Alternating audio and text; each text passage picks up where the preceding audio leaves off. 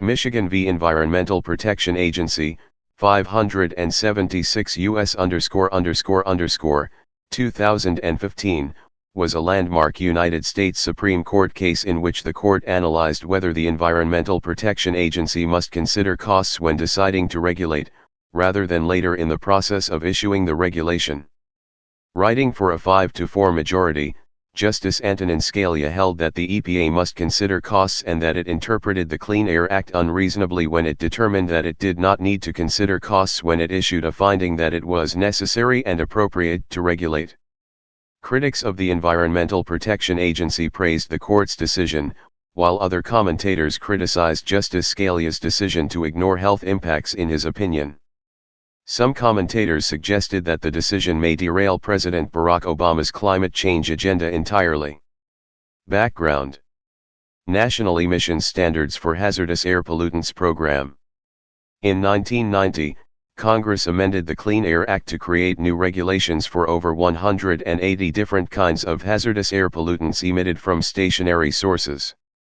One of the programs created by the 1990 amendments was the National Emission Standards for Hazardous Air Pollutants Program, which regulated pollution from major sources of air pollution. At the same time, Congress developed a procedure to determine the applicability of the Hazardous Air Pollutants Program to power plants that generated electricity from fossil fuels. These procedures directed the Environmental Protection Agency, EPA, to study the effects of emissions of hazardous pollutants from these power plants on public health, and to regulate power plants if regulation is appropriate and necessary after considering the results of the study. When regulating sources, the Clean Air Act states that the EPA must enforce minimum emissions regulations, known as floor standards, and to consider costs, among other factors, when implementing more stringent emissions standards, known as beyond the floor standards. The EPA later interpreted the Clean Air Act to mean that power plants become subject to regulation on the same terms as ordinary major and area sources. EPA action and subsequent suit. The EPA completed the required study in 1998 and concluded that regulation of coal and oil-fired power plants was appropriate and necessary. In 2012, the agency reaffirmed the appropriate and necessary finding and promulgated floor standards, finding that mercury and other hazardous air pollutants posed risks to human health and the environment. Although the EPA estimated that regulations would cost power plants $9.6 billion per year, the EPA concluded that costs should not be considered when determining whether power plants should be regulated. A group of nonprofit organizations, corporations, and 23 states filed suit to challenge the EPA's refusal to consider costs when regulating power plants, but the United States Circuit Court for District of Columbia upheld the agency's decision to not consider costs. In 2014, the Supreme Court of the United States granted certiorari to resolve the question of whether the EPA must consider costs when regulating power plants under the Clean Air Act. Opinion of the Court. Writing for a 5-4 majority, Justice Antonin Scalia held that the EPA interpreted the Clean Air Act unreasonably when it decided that it should not consider costs when regulating power plants. Justice Scalia analyzed the EPA's interpretation of the Clean Air Act under Chevron deference, and concluded that the agency strayed far beyond bounds of reasonable interpretation when it determined that it could ignore costs. Looking at the language of the Clean Air Act, Justice Scalia concluded that when EAD naturally in the present context, the phrase appropriate and necessary requires at least some attention to cost. Additionally, Justice Scalia wrote that it is irrational and inappropriate to impose billions of dollars in economic costs in return for a few dollars in health or environmental benefits. Consequently, Justice Scalia ruled that the EPA must consider cost including, most importantly, cost of compliance before deciding whether regulation is appropriate and necessary. Concurring and dissenting opinions.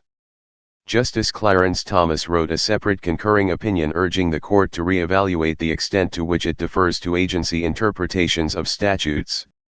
He also wrote, "We should be alarmed that felt sufficiently emboldened by those precedents to make the bid for deference that it did here."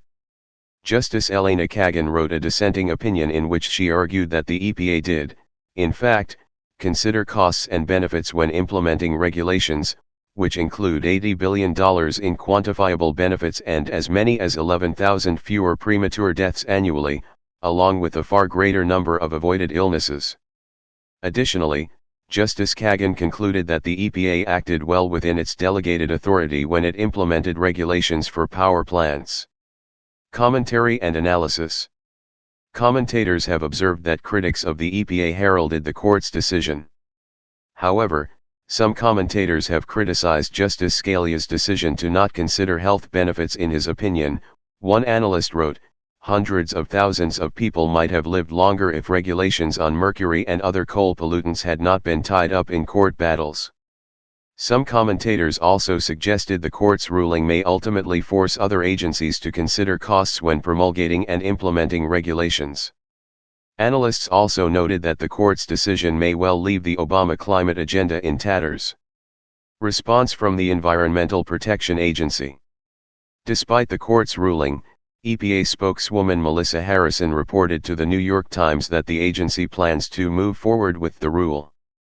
One law professor observed that the agency has already done a detailed cost-benefit analysis justifying the rule, and other scholars expressed doubt that the program would come to an end. However, other scholars suggested the EPA will likely revise their regulations in response to the court's decision. Some commentators note that power plants will be required to comply with existing regulations while the United States Circuit Court for the District of Columbia considers the case on remand. Additionally, House Majority Leader Kevin McCarthy praised the court's decision for vindicate the House's legislative actions to rein in bureaucratic overreach and institute some common sense in rulemaking. Implications for the future of Chevron deference. Some commentators have suggested that Michigan v. EPA may foreshadow a retreat from the court's prior administrative law jurisprudence, which generally gave deference to an agency's reasonable interpretation of an ambiguous statute. Additionally, one analyst identified Justice Clarence Thomas's concurring opinion as one of 6 opinions from the term in which he called for the court to systematically rethink administrative law on originalist grounds.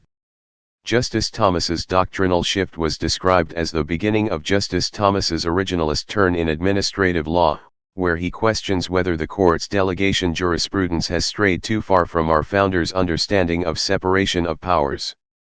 Please subscribe and thanks for watching.